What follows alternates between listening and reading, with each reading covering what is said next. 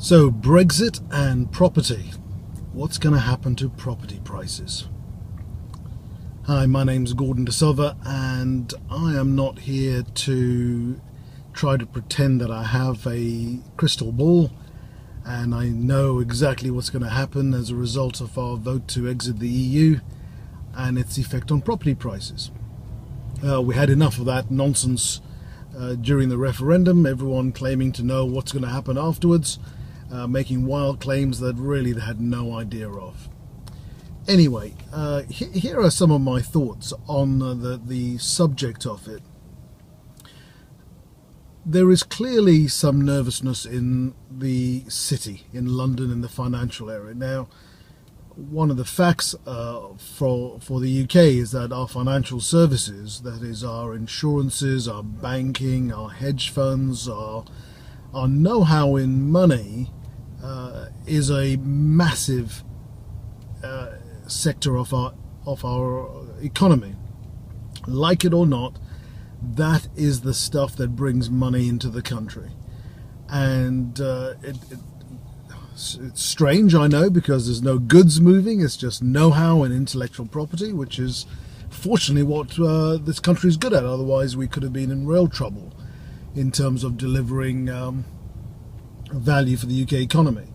So what happens is the money comes into the financial sector, and then through the process of people spending it, it's spread out across the southeast and of course across the UK. So what's going to happen to property in London? I think the property prices in London are going to fall in the short term. I'm not sure in the long term whether there's going to be any lasting impact. There seems to be a bit of nervousness, so there'll be a correction in the market. If a lot of banks do take their business elsewhere into Europe, then of course there'll be less income in the UK, there'll be less high earners in the UK, there'll be less demand on the high-end properties, which of course have a knock-on effect on the lower down properties to a level.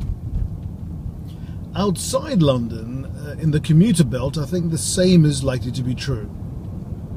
The pressure of London prices has a ripple effect on the rest of the southeast, and so I think those properties will also have a correction, and they will rise slower in the next 5 to 10 years. And we're talking about all of these things are 5 to 10 years. They're not instant. Some of the correction may be instant, to be fair, but I think as time goes on, it'll be it's going to be a long-term game.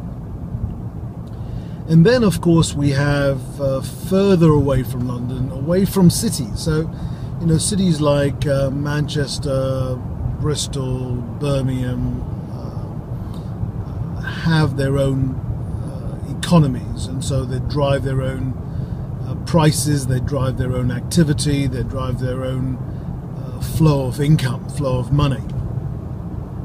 When you get outside those main centres, and depending on which of the cities we're talking about, you don't have to go very far out to have the effect, then I think, and especially probably up north somewhere, I've got quite a few of my properties, there is probably going to be a much more dampened effect on property as a result of Brexit.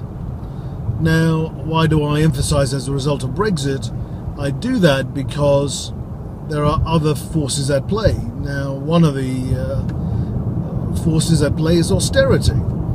And, we have a massive country debt as a result of the banking crisis some years ago, which hasn't been corrected yet, and it's not going to correct itself. And so there's got to be some savings in that.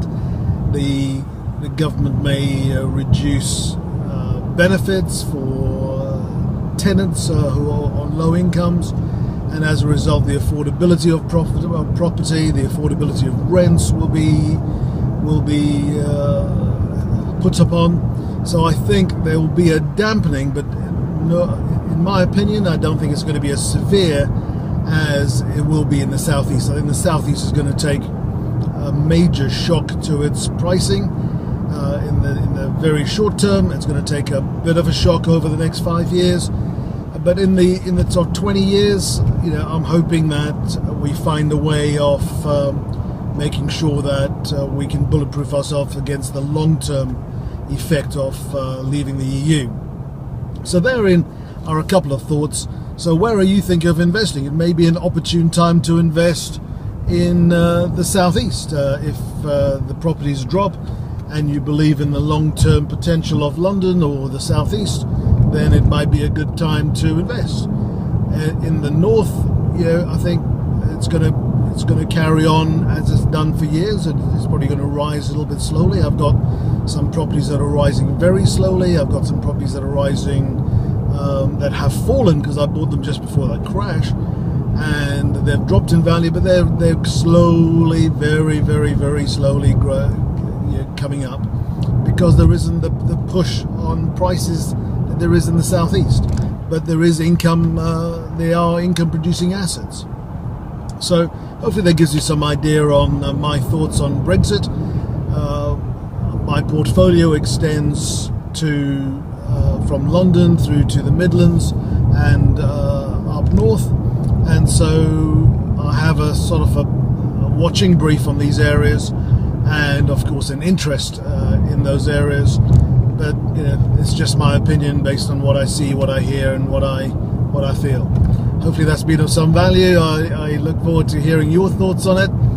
Maybe you think completely differently to me. Why not comment below, and let's get a conversation going. I look forward to speaking to you. This is Gordon De Silva, the multi-award winning chartered accountant and the best-selling author of Profit Propeller.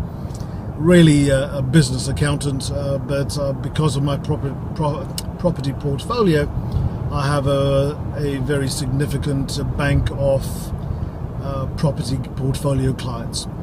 But I'll leave it to you to pick the elements you like out of this. There are some other business blogs, other property blogs on the site. Enjoy those too.